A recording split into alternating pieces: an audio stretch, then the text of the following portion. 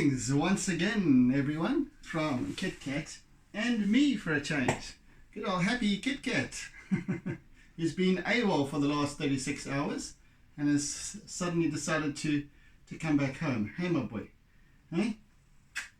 Yeah, so he's going to keep us company during the session and chase away any of the little kittens that decide to come into the fray. Anyway, that aside, we continue today with our wavescape, and I think that I didn't perhaps I was talking too much yesterday because I didn't seem to have had that much progress, but usually there's more. But nevertheless, we continue unabated today. Well, if that's if Kit Kat will allow. Hey, my boy. Right.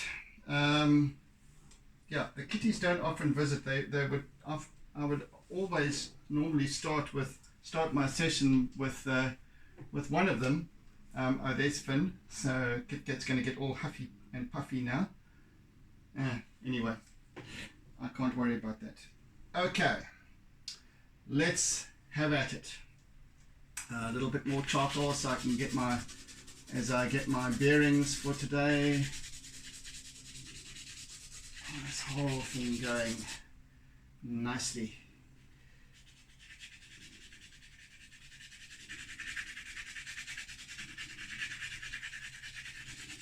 I think the first order of play is to, as I have already threatened, is to introduce our sky, and that sky is going to be a vignette from a kind of a ultramarine to this lilac and out to the ultramarine again on that side. Well, the ultramarine being that sort of lapis lazuli color that I enjoy so much, the color of my ring.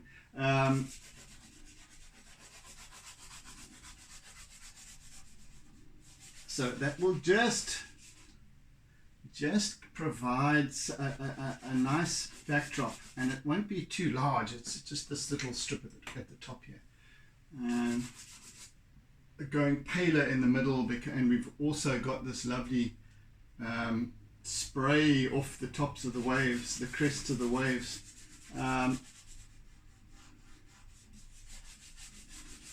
In fact, I think what I'm going to do is just move these clamps down a little bit for a while, just so that they are out of the way, so that I can get to the edge of the page, off the edge of the page. That's what I like to do always. I like to fill the work area, even though when a piece like this is framed, it clips off the outer 5 millimeters or so. Nevertheless, in fact, I'm also going to use a little pale blue.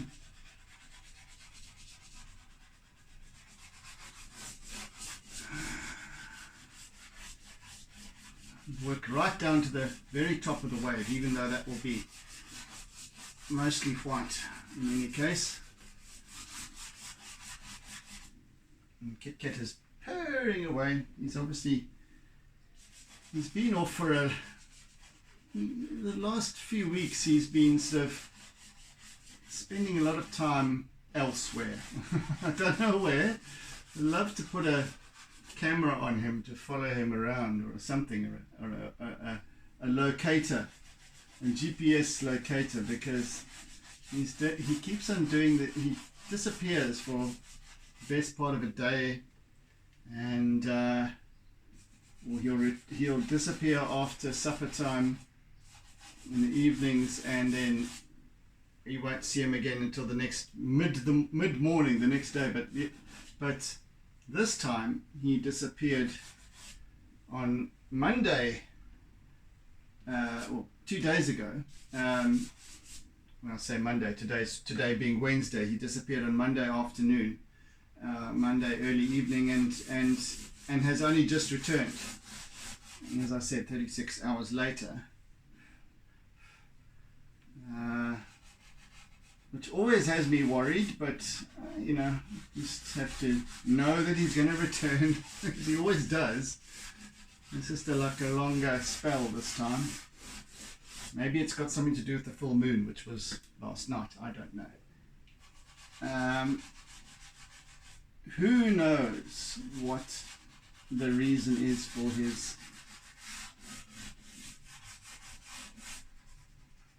his gallivanting. I have a feeling he has a food source elsewhere as well, because I gave him something to eat, and he just sniffed at it and then just rather wanted to be tickled. So what can I say? What can I say? He's a muppet. Right, so we've got lots of dust coming down here. I just want to put in a little bit of white. Just soften that a little bit down here in the middle section.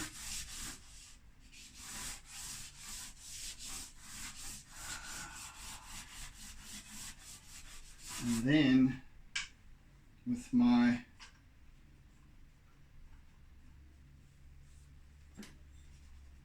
ultramarine, and of course this looks startlingly contrasting at this point. It will do until I begin blending the color. So let's just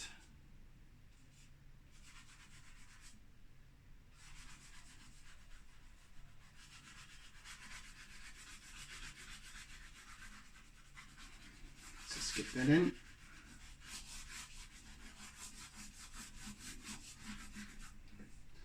And a little bit on this side as well, less so. Once again, right to the very edge, please. Please and thank you.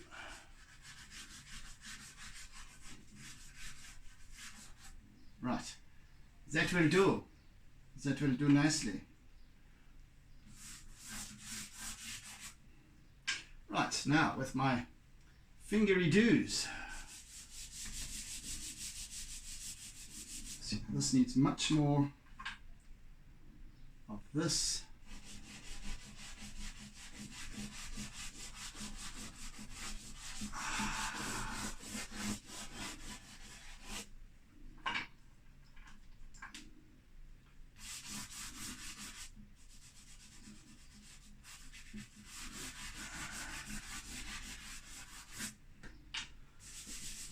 Right, let's really rub this in nicely so I get a lovely consistency of coverage.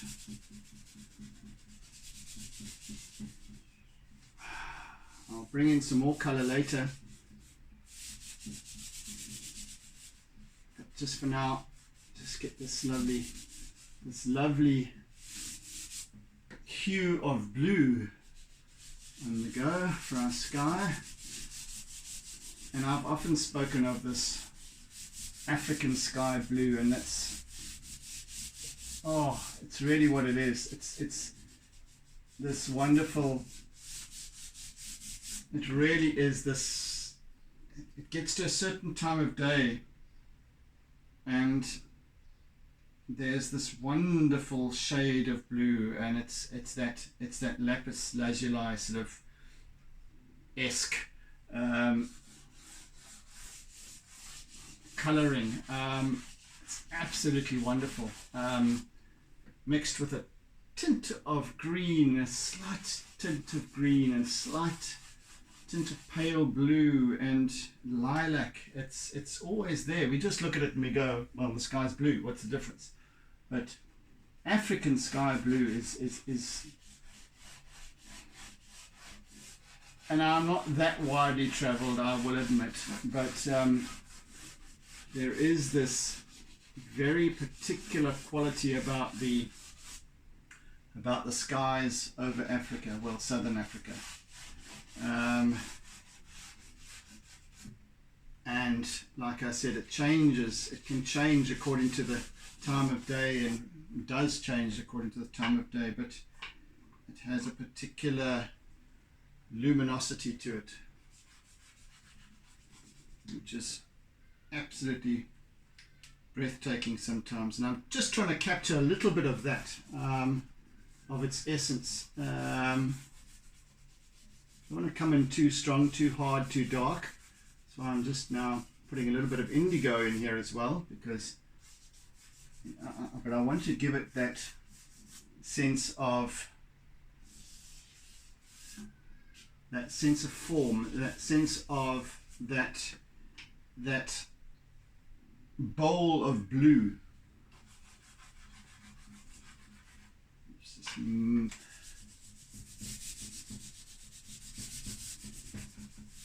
you look up and there's just this wonderful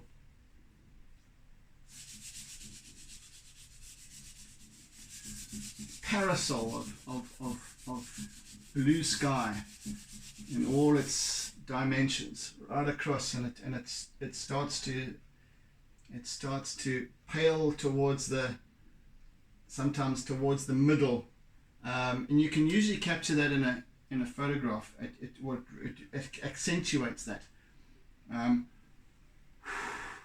Good Lord, chalk dust.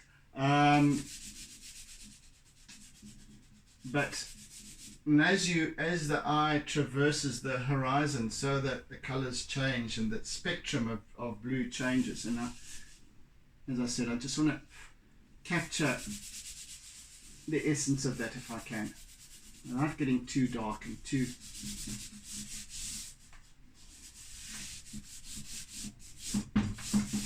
bring that in a little bit. It's just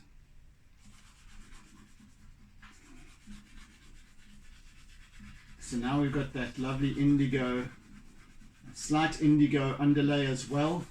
Underlay. And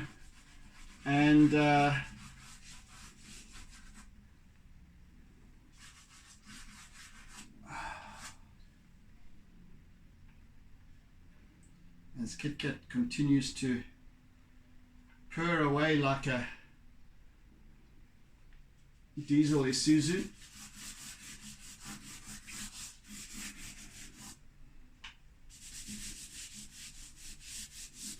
so this going from pale to dark kind of gives it that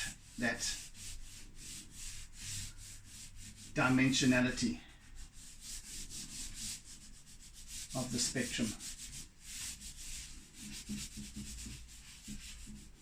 And right over this side, where it's a little bit darker, and I shall perhaps make it darker still as we go, I don't know, just to give it a little bit more. Push that out of the way. But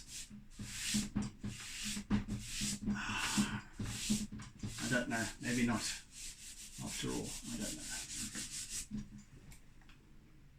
So here's where my focal point is. So, I think that having this behind this crisp whiteness of the wave, as it begins to curl, will just punch it forward that little bit, and also provides this lovely backdrop hue. Huey Lewis and the News. Cannot help myself. I always say, whenever I say the word hue, I always, for some reason, God, don't ask me why, I always think of Huey Lewis and the News. I have to say that out loud. Good Lord, it's like an OCD thing, a nervous tick. I don't know. Anyway, for those of you who don't know who Huey Lewis and the News is,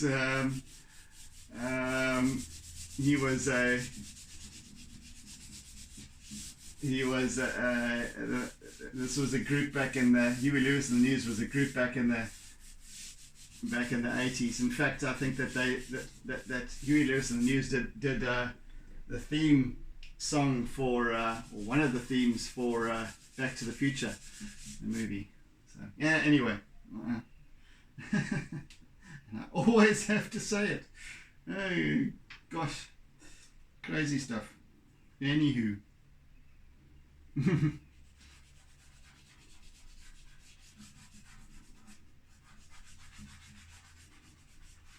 Just a slight variation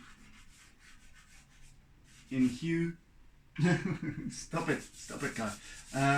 Slight variation in the blue, between the pale blues to the medium blues to the darker blues, and lilacs and so on.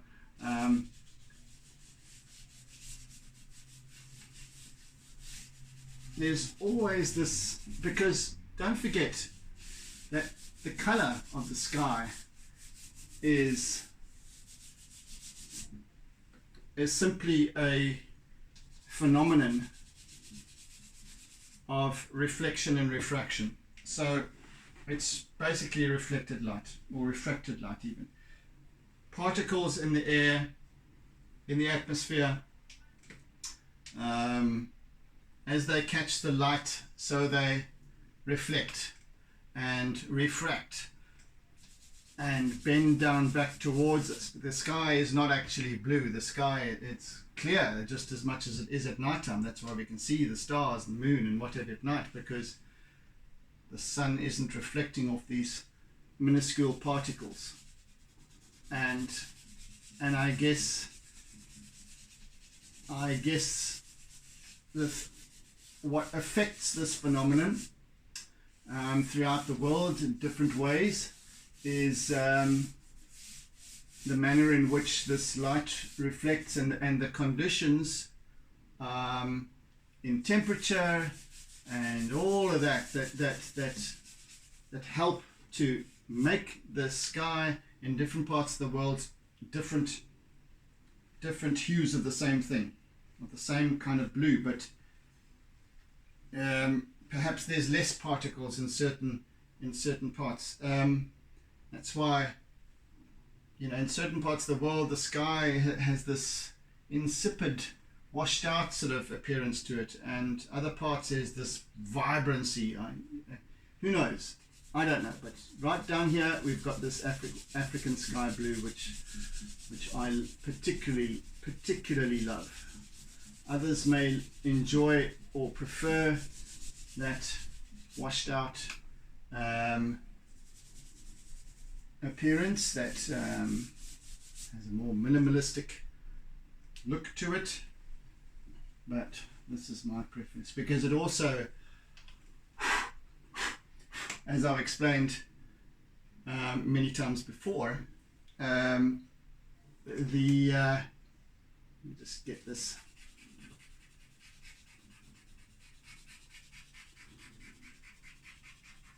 Yes, as I've explained before, the sky above also plays a role in determining what the sea looks like beneath, and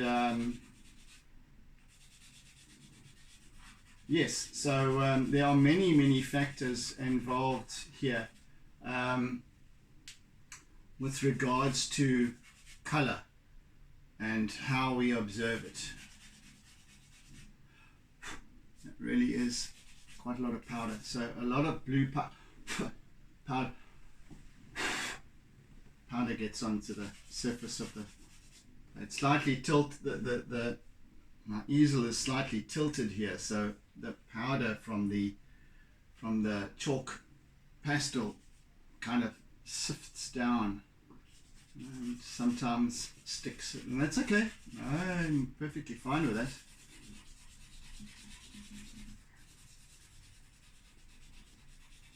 Kit Kat, you're fine with that too, hey?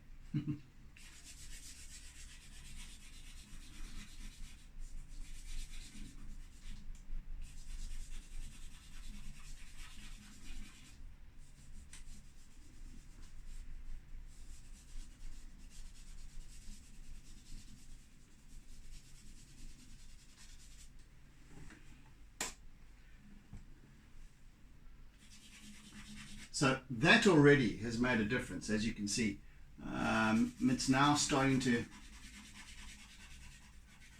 provide a sort of a background to the story, or a thread to the story. And there's this, behind this looming wave is this wonderful African sky blue. So it kind of, as I was saying in a previous episode, in a previous session, how, you know, a wave like this could be anywhere, and yet it's the elements involved, it's the story that, in terms of the color, the use of color, etc., that tells the story, that positions the subject. So, well, it might not, depending on the viewer. So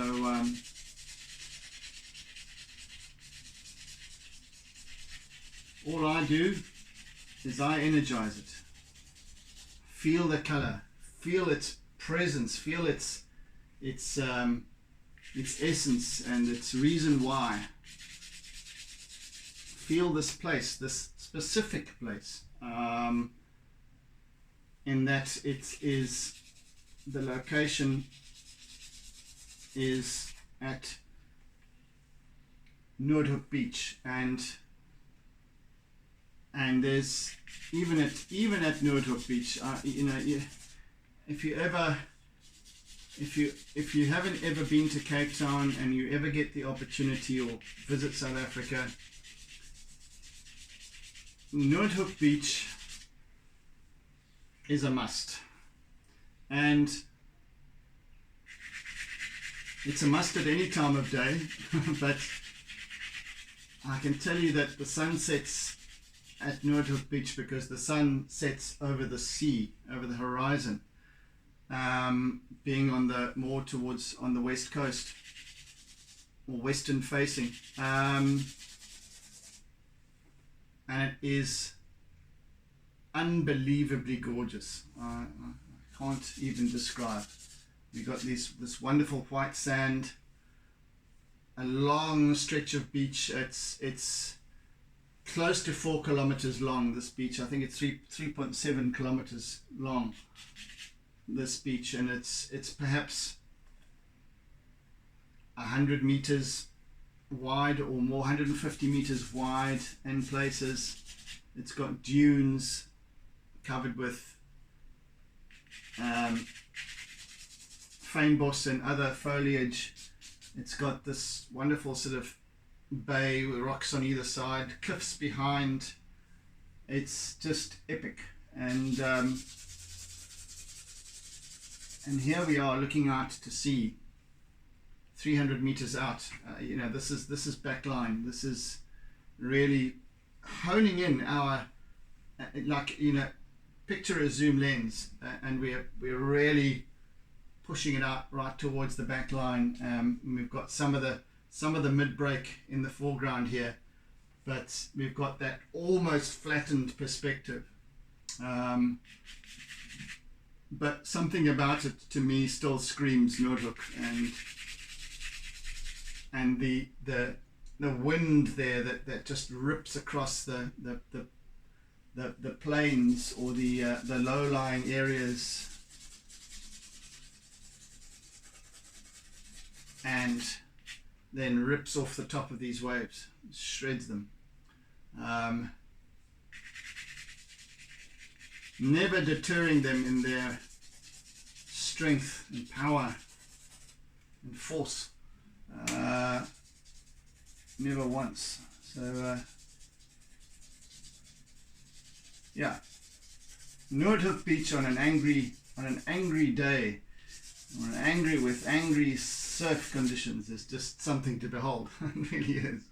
Whichever side you look at it. I mean, here we're looking out sort of towards, I think it's Kommetjie, and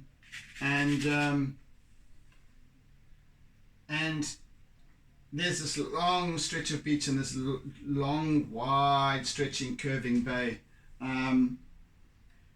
with these rollers coming in, these sets of waves that come in continuously. And then as we move towards the I think it's the northern side of Noordhoek Beach now, it becomes much more big boulders and then cliffs and then Chapman's Peak, where the beach, after the beach ends, and then you get this, the waves come right into the rocks, and that's another epic battle of the elements against the static.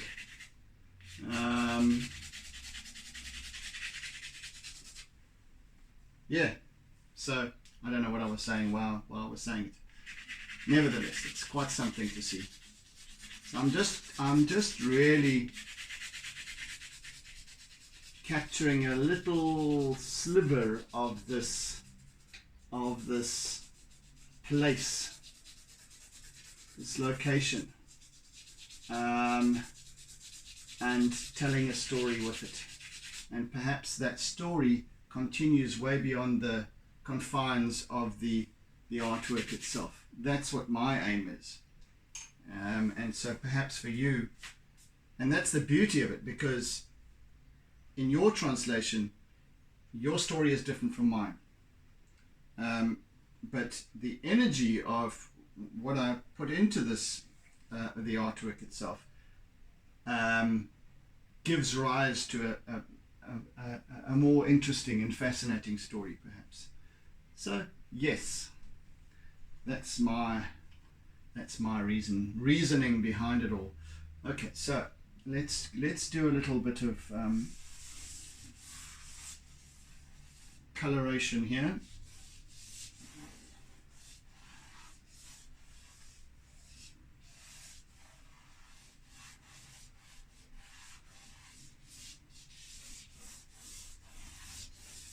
And I just want to use line at this point to start to build subtle color. Most of the color, aside from the sky, is going to be in this darker part of the wave, where I'm going to bring in the greens and the darker blues. Whereas here we're going to keep it to the more turquoises, lilacs, and so on, softer, because this part is all surf, is all churned up water and waves that are coming through, darting through here. So I want to keep that. I want to keep the use of the range of color in this basically this bottom half, or even 2/3 of this piece, to a minimum.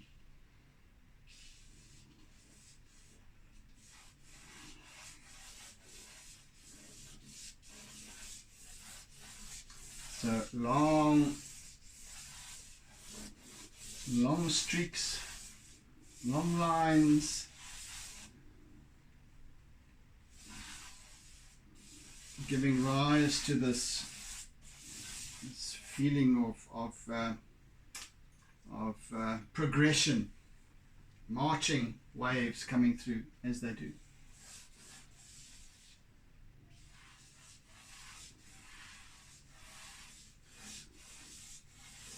Kit Kat, you think I'm talking to you all this time? That's why he's still purring. He's been purring all the time we've been working now. It's half an hour, more than half an hour. Still purring, eh? Like a tractor. He's got the most powerful purr of any domestic cat I've ever heard, I think. It's really like a diesel engine. Hey, my Kit Kat.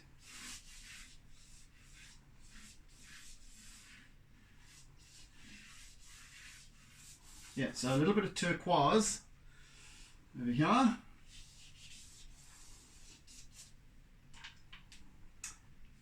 And then variations of sort of like a cyan / lilac touch here and there.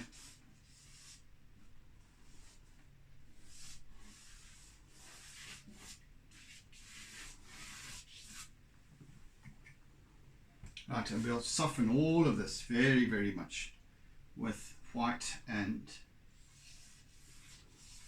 pastel Conte acrylic in spots. Most of my acrylic will be along the very ridge of this wave, and in certain spots and highlights along here with my palette knife, etc. Further down in the play of this artwork. But for now, we're just doodling away. Hey, kid.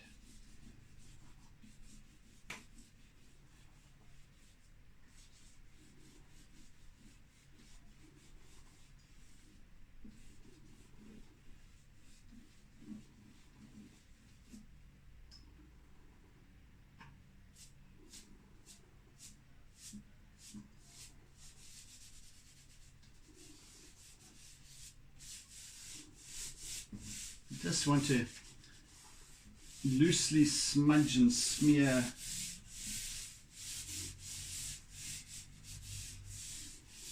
because this of course is all an underlying layer.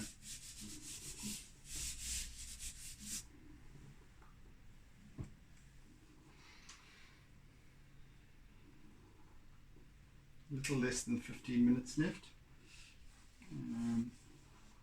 So we're doing it always, you know, the moment you start putting color in, the work tends, the artwork seems to progress sort of exponentially. The more color you add, the more the artwork appears to come together. But I really am doing about the same amount of work as I did in the previous session. It's just that's because I seem to be doing the same amount of talking. Do forgive me.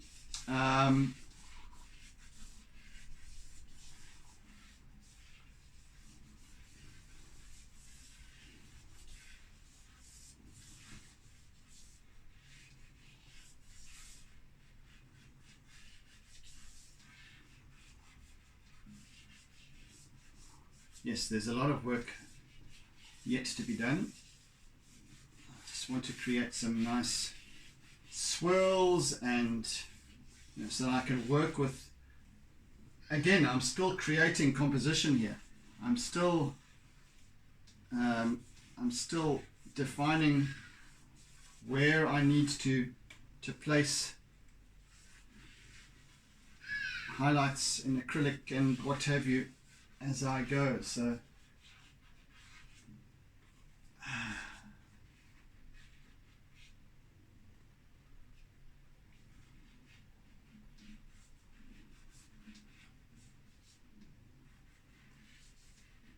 now this pastel, I must say, this pastel I'm using, it's one of the sets that I buy quite fairly regularly.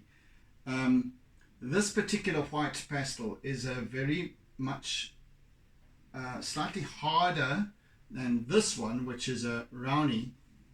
Don't know where it came from, incidentally. Yep, I don't know where it came from. Anyway, how I came to be in possession. But that is a very soft pastel, and has a very different consistency and very different application, which I very much enjoy. Actually, I like these different so-called qualities in pastels because I can employ them as they're meant to be. And then I really enjoy it. So yeah, so in this scenario where I don't want it to be I don't want to be too heavy on the white. I should move this back up top again. I don't want to be too overpowering with the white at this point. Oopsie.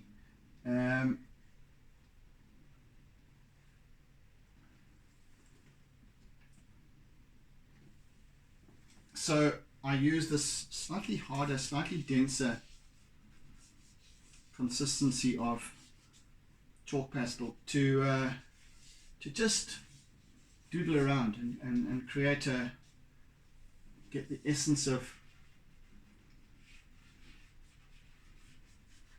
these waves, and then I can work over them and over them and over them again, adding in slightly shady areas, because even if this is just foam that's reflecting bright sunlight and that is very starkly white in places, you've got to realize that it also has dimension. It has form. They're three-dimensional. Even the waves themselves, they're all jumbled, but it's foam, it's bubbles, it's what have you. But even the foamies have form. And in order for me to capture that, I have to put in underlying tonal value, etc., so that when I do apply the white over it, it kind of blends with it, but also does give it that form, shape, light, shade, etc. So I've got to be aware all of the time of what's going on here, what's being depicted, what the shapes are, what differentiates foreground from background, etc., or foreground from midground to background, as opposed to it being very being over expressive here. Sorry to trouble you, Kit Kat.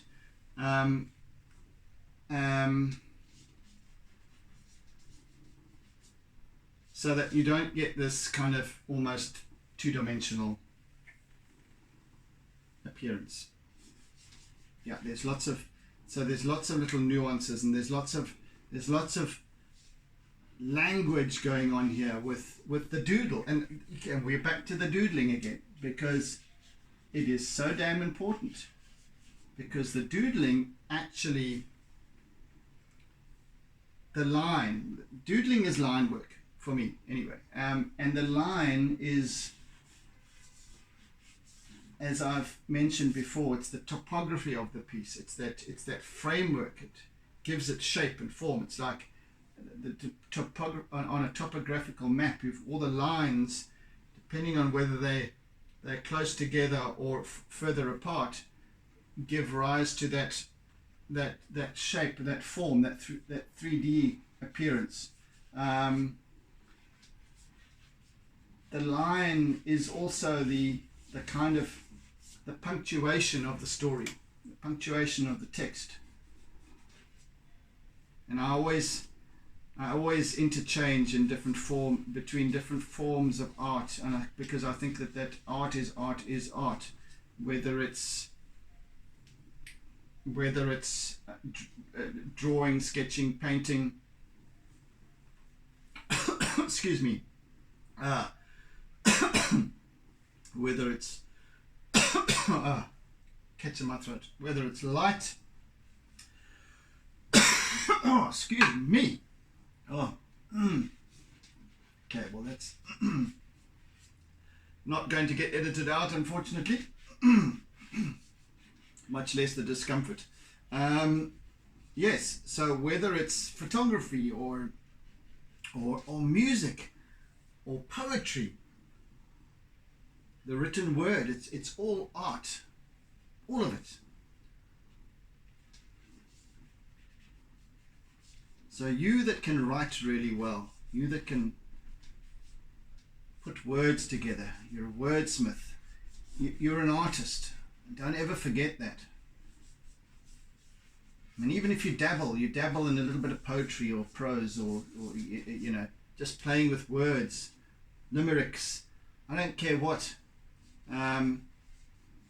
That's also art. So given that you're an artist, you can apply your artistic ability to anything. And every single one of us has some form of artistic ability. And that also can apply to sewing, knitting, cross stitch, lemon quilting, you name it. All of that is in the realm of creation, which is what we do all day, every day. We're always creating. So what on earth are you talking about when you say that I'm not an artist? I have no artistic ability whatsoever. That is so damn limiting, it's irritating to me.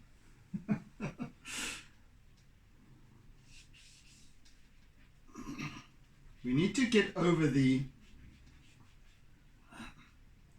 limiting patterns of behavior that is instilled in us, or that we have instilled in ourselves. And if we've instilled in ourselves that kind of language, that story about not being artistic or whatever rubbish you want to talk to yourself about, or talk yourself into, you're responsible for that, and therefore you can undo it just as easily, because everything exists in language. Everything.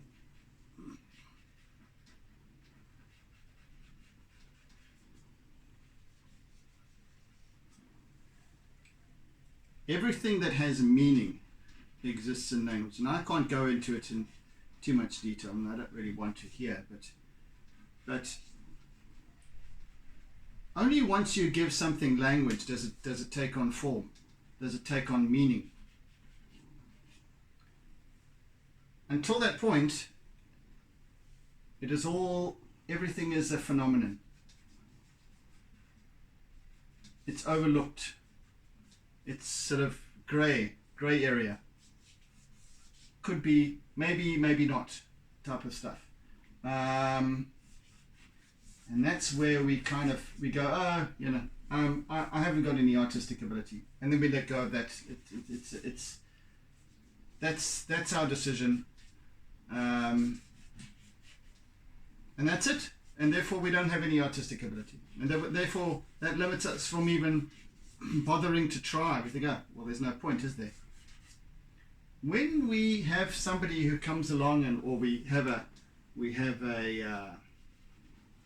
our work sends us off to a team building thing or something along those lines, or some form of coaching that involves art, even if it's one of those those evenings where we have a glass of wine and we get together and work on a painting.